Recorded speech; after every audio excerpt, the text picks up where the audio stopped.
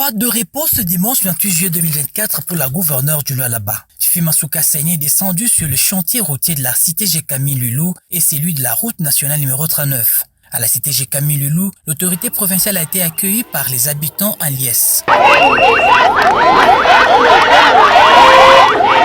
Les engins de l'entreprise ARZ sont à pied d'œuvre, du compacteur à la finisseuse, le travail avance à pas de géant. La gouverneure Masuka a eu des explications claires du chef des chantiers avant de monter à bord de la finisseuse pour encourager les ouvriers. C'est plus de 17 km qui sont concernés. Il s'agit notamment des avenues Kazembe, Bayeki, Kabinda et du commerce. Motif de satisfaction pour la population. La route que vous êtes en train de voir ici, il n'y avait même pas moyen de passer. La poussière était en train d'entrer dans des maisons, jusque même au niveau tout simplement du lit. En tout cas, nous félicitons et nous sommes en train de remercier Maman Fifi Masuka pour le courage et pour les efforts qu'elle est en train de faire. Que Dieu lui prête vie afin qu'elle puisse continuer à mettre tous ses projets en œuvre. Au-delà de ça, nous voyons notre président Félix Tshisekedi que nous ne pouvons jamais oublier, puisque sans lui, nous ne pourrons pas aboutir à ce niveau-ci. Fimasuka Saini affirme être engagé à redonner les sourires au Lualabé de 5 territoires de la province dans la poursuite de la concrétisation de la vision Tshisekedi dans ce quinquennat. Je suis venu encourager la société ARZ, comme nous les voyons. Lui, où les gens pensaient qu'on n'allait même pas venir, je vais juste redonner les sourires à toute la population du Lualaba. Plus de 17 km. À ce jour, ils ont déjà fait 4,9 km. D'ici la fin du mois d'août, ils vont aller à 5 km pour que nous puissions totaliser au moins 10 km pour cette saison sèche. Je crois que c'est un effort énorme. Pourquoi pas dire merci aussi à la population de Luilu qui est en train de protéger cette société. J'étais venu la première fois, j'ai demandé à la population de protéger la société et vous voyez, le travail est en train de se faire, la population les accompagne. Tout ce que je demanderai à ma population, c'est de garder cette route comme leur propre parcelle. Après la cité Lulu, elle s'est dirigée sur la route nationale numéro 39 qui subit les travaux d'élargissement. Dépassant station péage, elle est descendue premièrement sur le tronçon confié à l'entreprise Toa Investiment d'une longueur de 3,5 km et largeur de 7 mètres. Au fait, je voulais me rendre compte de l'évolution des travaux. C'est pour que nous puissions terminer à temps avant la saison de pluie. Nous savons tous que cette route elle est d'intérêt national. Nous avons tenu à l'élargir, c'est pour faciliter l'exportation, l'importation ainsi que la circulation de la population soit fluide. Je tiens à féliciter la société Toa, féliciter la société Mouska ainsi que l'office de route et l'OVD qui sont en train de les accompagner afin que nous puissions avoir une route au standing international. La route dont nous avons tant rêvé depuis l'avènement de la province du Lualaba en 2015. Ayant commencé dans la matinée, c'est en début de la soirée que l'unique femme gouverneure de la RDC au Lualaba a clôturé cette journée dominicale. Conduite par le ministre provincial de l'Agriculture, Pêche et Élevage, la délégation du projet GC Group a été reçue par le vice-gouverneur Clément Moufoundji Carlo Chinat ce lundi 22 juillet 2024. Il était question pour le membre de GC Group spécialisé dans l'agriculture et formation des agriculteurs d'informer le vice-gouverneur sur le vaste projet dont plusieurs coopératives agricoles à la baisse ont déjà adhéré. Les entreprises israéliennes qui forment le GC Group vont devoir apporter la technologie et les capitaux pour aider et former les agriculteurs du Lualaba dans un partenariat gagnant-gagnant. Ceci dans la lutte contre la crise alimentaire dans la province du Lualaba. Plusieurs larges espaces à travers les territoires du Lualaba seront exploités dans le cadre de ce projet. Le responsable du projet en RDC, M. Moussafiri, a apprécié à juste titre la réponse du vice-gouverneur Clément Moufoundji Carlo Chinat qui a promis d'en rendre compte à la gouverneure Fimasuka Saini, tout en explicitant en quoi consiste réellement ce projet agricole. Ici à Lualaba, nous avons reçu des lettres d'intention de 5 coopératives. Et nous allons travailler dans un partenariat gagnant-gagnant, auquel le groupe va amener la technologie, il va amener les capitaux, il va amener aussi les matériels de nouvelles technologies. Et les partenaires locaux vont amener l'espace et les structures. En dehors de ça, on a demandé aussi au gouverneur de la province s'il est aussi intéressé de notre offre. Nous sommes disposés aussi à travailler avec la province dans l'agriculture, dans l'élevage et la pisciculture. Le ministre provincial de l'Agripel, Vuld Kawel, et le président du GC Group, Moussa Firi, étaient accompagnés de la bourgmestre adjointe de la commune de Fongoromé, qui est le point focal de ce projet au Lualaba. L'agriculture est l'une des priorités dans le projet du gouvernement provincial que dirige la gouverneure Fifi Masuka Saini. Poursuivant l'opération de rendre salubre sa juridiction, l'autorité communale de Manika a été ce lundi 29 juillet 2024, tôt dans la matinée, sur terrain pour sensibiliser les occupants de l'emprise de l'État, les revendeurs des produits pétroliers, les vendeurs à la sauvette, les tenanciers des bistrots et des restaurants des fortunes à libérer la voie publique. De la Renoka sur l'avenue du 30 juin au rond-point Mwangezi en passant par Ngongandu, Mipeto, Mandrandel, l'homme de terrain s'est investi pour redorer l'image des Manika. Aux propriétaires des bâtiments commerciaux, il les a instruits d'écouler le béton ou de placer des pavés parcellaires et d'interdire l'étalage des produits pétroliers le long des artères. Une fois au rond-point Mwangezi, le numéro 1 de Manika a ordonné le déménagement de l'agence de transport classique car celle-ci occasionne des embouteillages monstres et des marchés pirates qui n'a pas enchanté l'autorité communale qui a interpellé le responsable de cette agence. Ça fait plus de 2 semaines, nous avons entamé cette opération rendre notre commune propre. Nous avons commencé par libérer les emprises. Au niveau de nos cas, ils ont libéré les emprises. Vous avez constaté, il y a les revendeurs de carburant. Ils sont eux-mêmes exposés aussi à la communauté. Il n'y a pas longtemps, on a vécu toute une série d'incendies. Voilà pourquoi nous avons insisté, ils ont libéré. Aussi, du point de vue assainissement, ceux qui tiennent des restaurants ambulants, nous avons demandé de libérer les emprises. Et les restaurants, c'est un endroit idéal qui doit avoir la propreté et respecter les normes hygiéniques. Ils ont libéré. Au-delà de ça, nous avons demandé à ceux qui exercent des activités commerciales de pouvoir bétonner devant leur établissement. Et cela, ils ont un délai d'1 semaine. Outre classique, toutes les agences de transport œuvrant dans le parage du rond-point Mwangezi sont désormais sommées à délocaliser leur lieu d'embarquement. Maître Thierry Mujinga Sambumba ne baisse pas la garde pour accompagner la vision innovatrice du chef de l'État Félix-Antoine Tshisekedi Tshilombo, matérialisée au Lualaba par la Jeanne d'Arc Fifi Masuka Saini.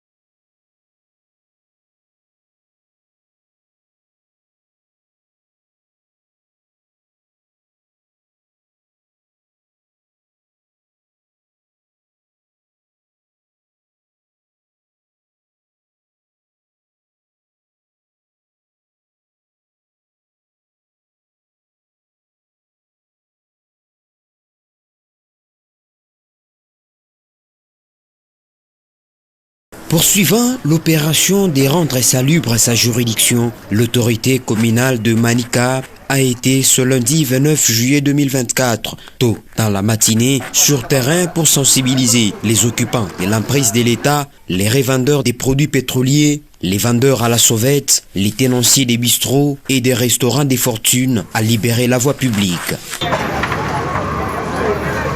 De la Renoka sur l'avenue du 30 juin au rond-point Mwangezi en passant par Ngongandu, Mipeto, Mandrandel, l'homme de terrain s'est investi pour redorer l'image des Manica.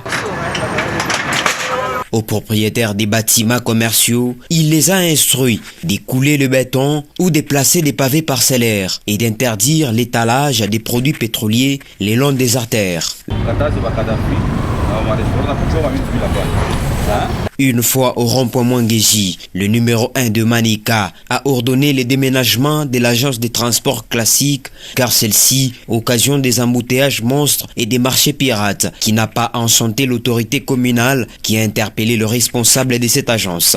Ça fait plus de 2 semaines, nous avons entamé cette opération rendre notre commune propre. Nous avons commencé par libérer les emprises. Au niveau de nos cas, ils ont libéré les emprises. Vous avez constaté, il y a les revendeurs de carburant. Ils sont eux-mêmes exposés aussi à la communauté. Il n'y a pas longtemps, on a vécu toute une série d'incendies. Voilà pourquoi nous avons insisté, ils ont libéré. Aussi, du point de vue assainissement, ceux qui tiennent des restaurants ambulants, nous avons demandé de libérer les emprises. Et les restaurants, c'est un endroit idéal qui doit avoir la propreté et respecter les normes hygiéniques. Ils ont libéré. Au-delà de ça, nous avons demandé à ceux qui exercent des activités commerciales de pouvoir bétonner devant leur établissement. Et là, ils ont un délai d'1 semaine. Outre classique, toutes les agences de transport œuvrant dans le parage du rond-point Mwangezi sont désormais sommées à délocaliser leur lieu d'embarquement. Maître Thierry Mujinga Sambumba ne baisse pas la garde pour accompagner la vision innovatrice du chef de l'État Félix-Antoine Tshisekedi Tshilombo, matérialisée au Lualaba par la Jeanne d'Arc Fifi Masuka Saini.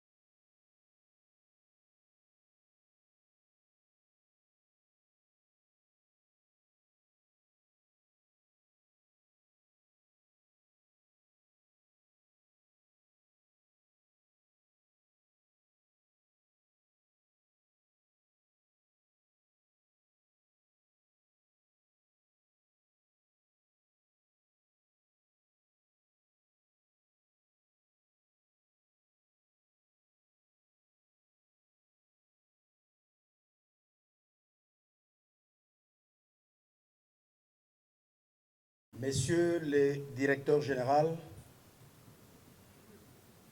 Monsieur le membre du comité de gestion, Monsieur le professeur et membre du corps scientifique, camarades étudiantes et étudiants, Mesdames, Messieurs le cadre, agents et bâtisseurs du service national, distingués invités en vos titres et qualités respectifs. Il y a quelques mois, appliquant à la lettre les instructions de son Excellence Monsieur le Président de la République, chef de l'État et commandant suprême de forces armées de la République démocratique du Congo, de la police nationale congolaise ainsi que du service national, nous avons entrepris la distribution gratuite de bancs aussi bien dans les écoles primaires et secondaires publiques que dans les universités et les instituts supérieurs publics de la capitale. Après l'université de Kinshasa et l'université de sciences de l'information et de la communication, ex-IFASIC, c'est aujourd'hui le tour de la haute école de commerce de Kinshasa. Les soucis du chef de l'État, commandant suprême, à travers cette distribution de bancs et de voir les établissements d'enseignement du secteur public former la jeunesse congolaise dans les conditions permettant un bon apprentissage. Car de la bonne formation de la jeunesse dépend l'avenir du pays. Quelqu'un avait dit avec raison que le Zaïre sera demain ce que nous aurons fait aujourd'hui de sa jeunesse. Le temps d'épiloguer sur la baisse du niveau d'enseignement est dépassé. Il faut aujourd'hui que chacun joue son rôle là où il est, afin d'apporter sa pierre à la construction de l'édifice Congo. Il n'y aura pas de développement de la République démocratique du Congo qui serait l'œuvre des uns pendant que les autres se contenteraient du rôle des spectateurs. Convaincu que chaque Congolais a un rôle à jouer, le chef de l'État, commandant suprême, son Excellence Félix Antoine Tshisekedi Tshilombo, a voulu faire d'une pierre plusieurs coups, en comptant parmi ses priorités l'encadrement de la jeunesse désœuvrée. C'est ainsi que depuis 2020, le chef de l'État et commandant suprême a instruit le service national d'encadrer les jeunes appelés Kuluna au centre pilote Musée Laurent Désiré Kabila à Kanyama-Kasese. Ces jeunes ont démontré qu'ils avaient besoin d'une seconde chance. Transformés, ils sont devenus des citoyens consciencieux, patriotes, nationalistes, bref, des bâtisseurs de la nation. Les bancs que nous distribuons ces jours ont été fabriqués de leurs mains dans un atelier installé en Sélé dans la ville de Kinshasa. Quel symbole! Ces jeunes exclus hier du circuit scolaire participent aujourd'hui à la gratuité de l'enseignement. En plus de fabriquer de bancs, ils construisent des écoles et autres infrastructures d'intérêt communautaire. Au-delà des écoles, les bâtisseurs de la nation construisent une clinique moderne à Kanyama-Kasese et sont également engagés à la modernisation de la maternité de Kitambo, où un bâtiment de 3 niveaux est en train de sortir de terre. C'est la preuve de plus que si on veut, on peut. C'est tout l'essence du serment du bâtisseur de la nation que je vous invite à réciter avec moi, car nous sommes tous des bâtisseurs. Mieux, nous devons tous devenir des bâtisseurs. Nous vous prions de vous tenir debout pour faire la lecture ensemble avec le commandant. Bâtisseurs de la nation, votre serment. Moi, bâtisseur de la nation, formé à l'idéal du service national, pour revêtir le nouveau caractère national congolais, conscient de la nécessité et de l'urgence de contribuer à la reconstruction et au développement de mon pays, mu par l'ardeur et la ferveur de défendre ma patrie, ses idéaux et ses intérêts supérieurs, face à mon destin et à celui de tout le peuple congolais. Je m'engage. 1. Placer Dieu au-dessus de toutes choses. Aimer mon pays, ses dirigeants et tous mes concitoyens. 2. Incarner le nationalisme, le patriotisme et l'idéal démocratique pour sauvegarder l'intégrité territoriale et l'unité nationale. Défendre les intérêts supérieurs de la nation. Collectif. 3. Respecter les lois de la République démocratique du Congo. M'acquitter de mes devoirs et obligations civiques. Et aussi exercer mes droits et libertés de citoyen. 4. Être un travailleur productif, consciencieux, discipliné, honnête et intègre. Pour cela, je m'oppose et combats la paresse, la loi du moindre effort, le gain facile, l'égoïsme et toutes les pratiques négatives. 5. Être un travailleur solidaire, coopérant et collaborant avec les autres dans le respect mutuel, dans l'harmonie et dans la distribution équitable du revenu. 6. Être un animateur du développement intégré, tant en milieu rural qu'urbain, par la prise des initiatives innovatrices, par la création des emplois ou 7. Promouvoir les valeurs culturelles congolaises, les traditions, les coutumes et les langues qui favorisent le développement et la compréhension mutuelle. Dans cette perspective, la diversité ethnique et tribale est une richesse et une fierté pour les Congos plutôt qu'une cause d'appauvrissement et de conflits. 8. Privilégier le dialogue, la réconciliation, les compromis et la tolérance dans les relations avec mes compatriotes et avec tous les hommes. 9. Cultiver les valeurs morales et sociales qui sont positives et combattre les antivaleurs telles que la corruption, le pillage, le tabagisme, la consommation de drogues, l'alcoolisme, la débauche, etc., etc. 10. Défendre les personnes faibles et vulnérables, telles que les enfants, les femmes, le vieillard, les malades, les handicapés, les opprimés, les sinistrés, les victimes de guerre, les sans-abri, etc., etc. Ainsi dit devant Dieu et devant les hommes. Je vous remercie.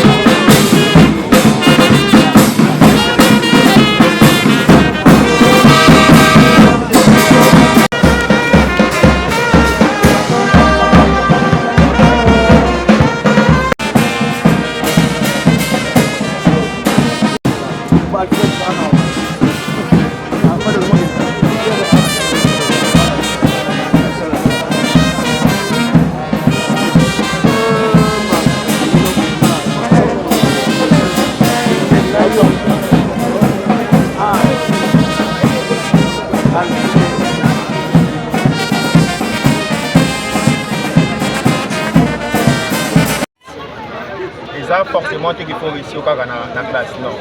Mais la classe, c'est une façon pour permettre que Moutou à l'équilibrer. Donc Moutou a tani, quand même un pas de plus que Moutou a tiré. Nous avons encouragé nos boyas dans notre école de commerce et je crois que nous équilibrer puis nous notre place universitaire. On a présence dans général, il y a service de nation. Comme on est un service national, comme on est un IEC, haute école de commerce, pour parcourir et pour régler les problèmes qui sont vraiment délicats. Et ça, déjà, une façon pour démontrer que les Bazana, qui sont prêts à vous soutenir. Étant étudiant et étant vice-ministre de la haute école de commerce, moi, on a plusieurs fois étudiants qui se plaignent par rapport à ma banque. Des fois, il y a des problèmes. Des fois, il faut trouver des qui sont en retard, mais l'initiative où nous croyons que l'économie a muté, on a des étudiants qui ont parce que remédier la solution. Un petit conseil na ba jeune o bali kutanga te.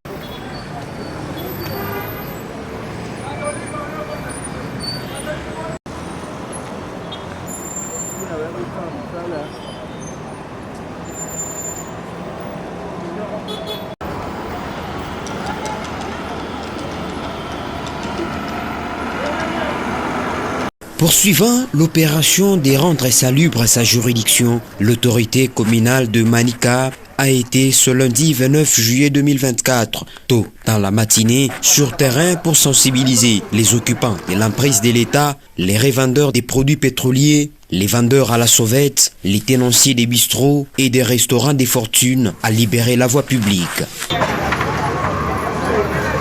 De la Renoka sur l'avenue du 30 juin au rond-point Mwangeji en passant par Ungungandu, Mipeto, Mandrandel, l'homme de terrain s'est investi pour redorer l'image des Manica. Aux propriétaires des bâtiments commerciaux, il les a instruits d'écouler le béton ou de placer des pavés parcellaires et d'interdire l'étalage des produits pétroliers le long des artères. Une fois au rond-point Mwangeji, le numéro 1 de Manica a ordonné le déménagement de l'agence de transport classique car celle-ci occasionne des embouteillages monstres et des marchés pirates qui n'a pas enchanté l'autorité communale qui a interpellé le responsable de cette agence. Ça fait plus de 2 semaines, nous avons entamé cette opération rendre notre commune propre. Nous avons commencé par libérer les emprises. Au niveau des NOCA, ils ont libéré les emprises. Vous avez constaté qu'il y a les revendeurs de carburant. Ils sont eux-mêmes exposés aussi à la communauté. Il n'y a pas longtemps, on a vécu toute une série d'incendies. Voilà pourquoi nous avons insisté, ils ont libéré. Aussi, du point de vue assainissement, ceux qui tiennent des restaurants ambulants, nous avons demandé de libérer les emprises. Et les restaurants, c'est un endroit idéal qui doit avoir la propreté et respecter les normes hygiéniques.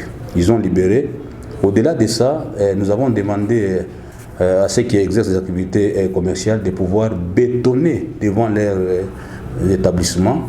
Et cela, ils ont un délai d'1 semaine. Outre classique, toutes les agences de transport œuvrant dans le parage du rond-point Mwangeji sont désormais sommées à délocaliser leur lieu d'embarquement. Maître Thierry Mujinga Sambumba ne baisse pas la garde pour accompagner la vision innovatrice du chef de l'État Félix-Antoine Tshisekedi Tshilombo, matérialisée au Lualaba par l'agent d'arc Fifi Masuka Saini.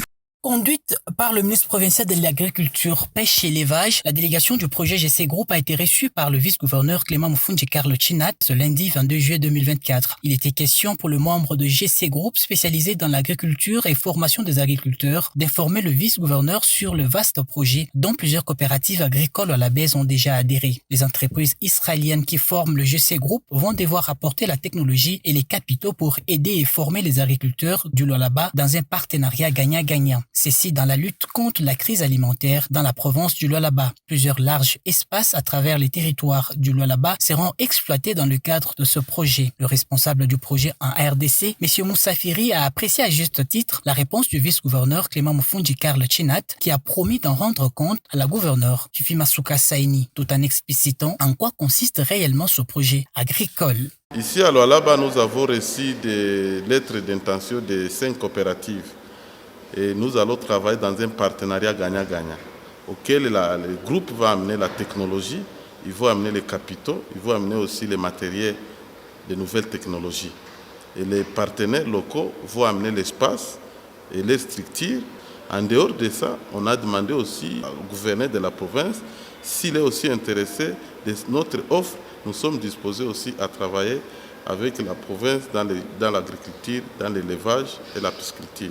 Le ministre provincial de l'Agripel, Vuld Kawel, et le président du GC Group, Moussa Firi, étaient accompagnés de la bourgmestre adjointe de la commune de Fongouromé, qui est le point focal de ce projet au Lualaba. L'agriculture est l'une des priorités dans le projet du gouvernement provincial que dirige la gouverneure Fifi Masuka Saini.